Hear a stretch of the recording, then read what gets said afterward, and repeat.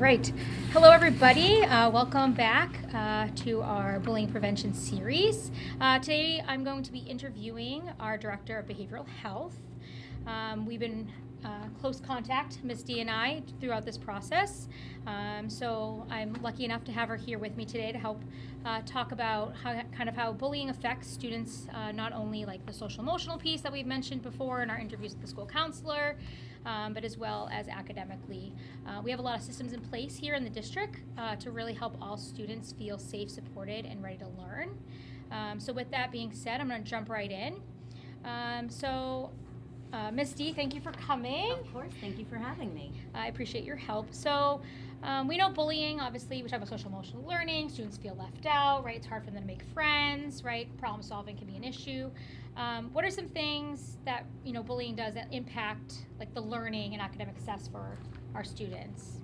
Yeah, certainly what we've noticed is students that are either directly involved in a bullying incident or incidents, or perhaps there's witnesses to bullying at all grade levels, there can be a significant decline in sort of academic engagement, whether it's an inability or an unlikeliness to be involved in any type of small group work.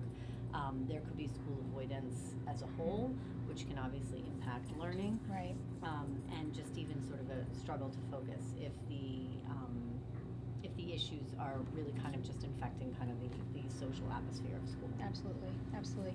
And correct me if I'm wrong, I talked in a previous video about a lot of restorative practices we do with the bullying investigations, and we would put a lot of those practices into place as well with students that don't feel safe coming to school and are missing. We try to find ways to build connections and kind of restore them feeling safe here, right? Especially at the elementary level, you really want to focus on how to repair relationships. That's a skill that can be utilized through life, and the expectation is not that you're just sort of removing yourself from that peer. Right. If it is in fact safe and there is space to do so, we certainly want to make that happen. Absolutely. What would you say about what does it tell us if a student doesn't speak up? And bullying only comes to light when a parent reaches out.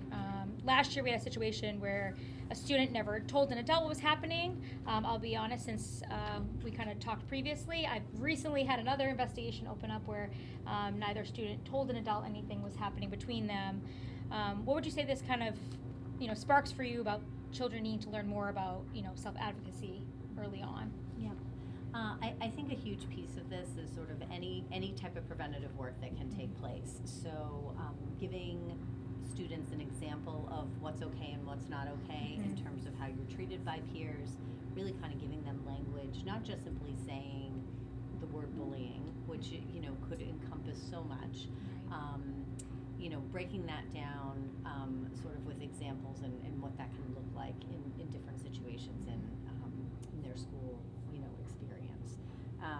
Right. But certainly really helping students also just kind of build those self-advocacy skills, that it's okay to tell people that something doesn't feel good, and to get support that way. Right. And we did talk with the counselor in our interview about, building up I statements, right? About things that, I don't like it when you say this name, or I don't like it, or it makes you feel uncomfortable. And even practicing, families can do that at home, right? If mom or dad are having a tough day and maybe kids are being loud, they can just say, it's very loud right now, I don't like it, I need a space, right? Like practicing at home can really reinforce at school. Speaking up for themselves. We're doing a lot of problem solving as well right now. I think our MARC lessons that the district uses has a lot of good examples. Like, let students, like you said, walk through, right, what would you do in that situation? Right. So we do have that preventative, those lessons. If a parent suspects that something's wrong with their child and they're like having a hard time opening up, is there anything that you suggest that they could try or do to kind of find out more about what's going on?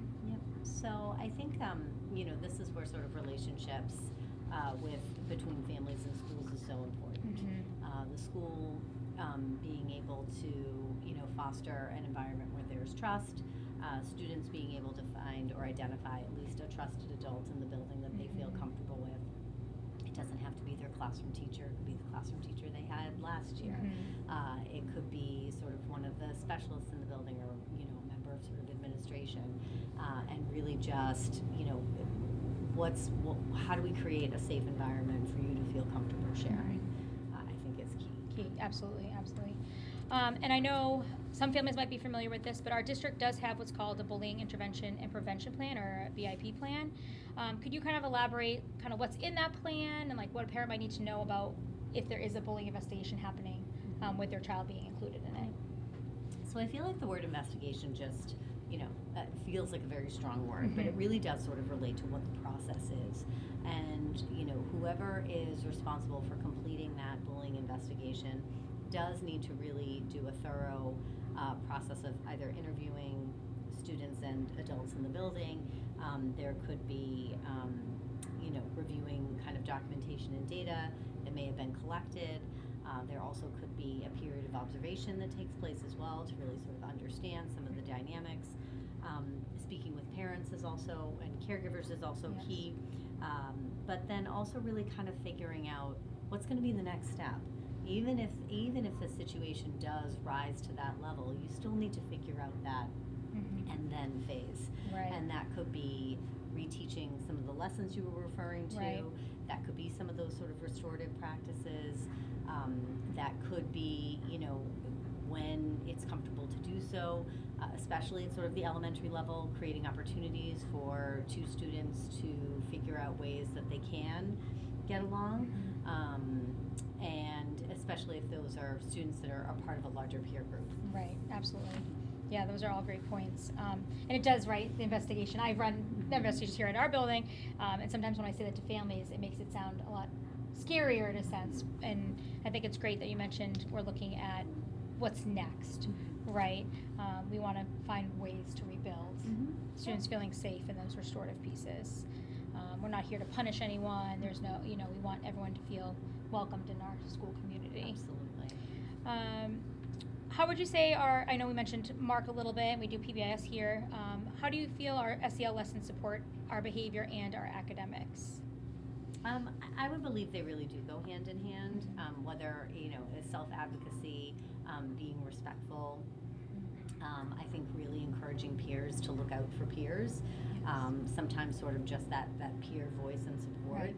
especially in a potential bullying situation, can be really powerful, as opposed to, an adult sort of needing to intervene. If you've got peers who are willing to also identify, I don't think that's okay, I don't think that is safe, can be pretty powerful for students. Absolutely. And we talk about being an upstander often. I hear it in health class as well. In our Mark lessons, I know that's a key phrase there, that the students don't want to be a bystander, we want to be an upstander. And it is hard, but again, if we are working on keeping all of our students feeling safe here, right, in those relationships, children should be able to hopefully help their peers in that way, right? We've created this climate and culture where they can do that. Absolutely. And then the recognition from adults when those things happen. Absolutely. Is really important. Yep. Absolutely. So it kind of closes the whole circle. So as you can see from talking with Ms. D, that all of our social emotional learning, right, really ties into our academics, and it's kind of like a full circle. And all areas of our curriculum really are supporting our students here to feel safe. So I want to thank you again for joining us, Ms. D. At our school, we want everyone to feel emotionally safe. We want students to be able to focus, participate, and thrive academically. Sometimes when bullying isn't reported, it really can affect students' learning, how they're participating in class, and it's really important, especially first, second, and third grade, even third grade as they're transitioning to a new school next year, right? It's kind of a pivotal year, but I feel like if the district and parents and the school work together, like you mentioned, we can really put a lot of good restorative practices into place and set ourselves up to be kindness, right? Lots of kindness happening. So. Thank you. If you have any questions, feel free to reach out to myself or Ms. D. We thank you for your time. Thank you.